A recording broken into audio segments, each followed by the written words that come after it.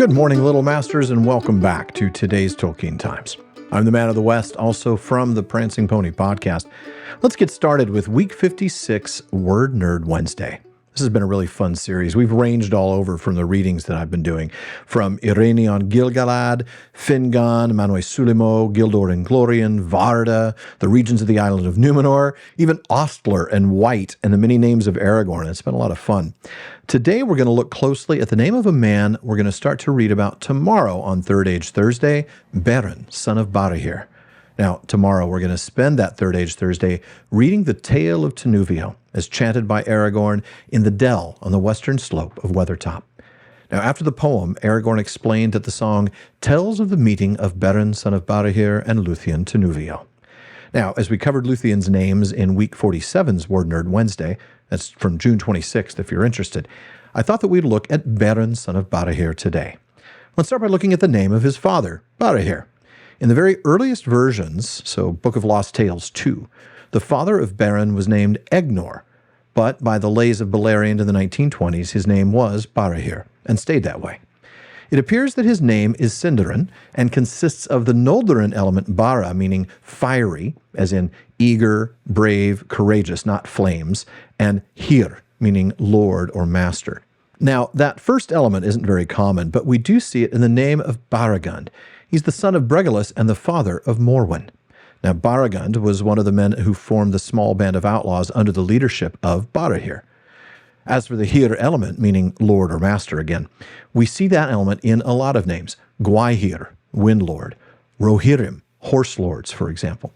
And it's cognate with Quenya Heru, which we also see in the name of the 31st king of Gondor, Andahir.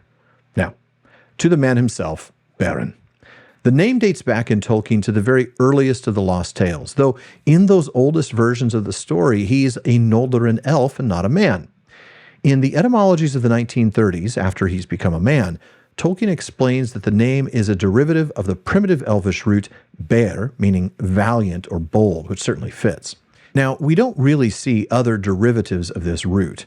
At first, you'd think Elbereth, but that's Noldorin, and Bereth is a full element of its own, and it means queen, so it's not the same element.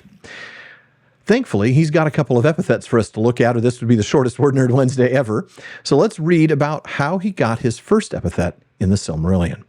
After Beren had pried a Silmaril from the crown of the sleeping Morgoth, he and Luthien fled, only to encounter Carcharoth at the threshold of Angband. Then we read, Luthien was spent, and she had not time nor strength to quell the wolf. But Beren strode forth before her, and in his right hand he held aloft the Silmaril. Carcharoth halted, and for a moment was afraid. "Get you gone and fly," cried Beren, "for here is a fire that shall consume you and all evil things." And he thrust the Silmaril before the eyes of the wolf. But Carcharoth looked upon that holy jewel and was not daunted, and the devouring spirit within him awoke to sudden fire. And gaping, he took suddenly the hand within his jaws, and he bit it off at the wrist. Then swiftly all his inwards were filled with a flame of anguish, and the Silmaril seared his accursed flesh. Howling he fled before them, and the walls of the valley of the gate echoed with the clamor of his torment. Now, this wasn't just a swift amputation. There was venom in the wolf's bite, and Beren was near death when Luthien put forward her power to heal him. Later, after the eagles brought them safely to the borders of Doriath, he spent a long time recovering. Long Beren lay, and his spirit wandered upon the dark borders of death, knowing ever an anguish that pursued him from dream to dream.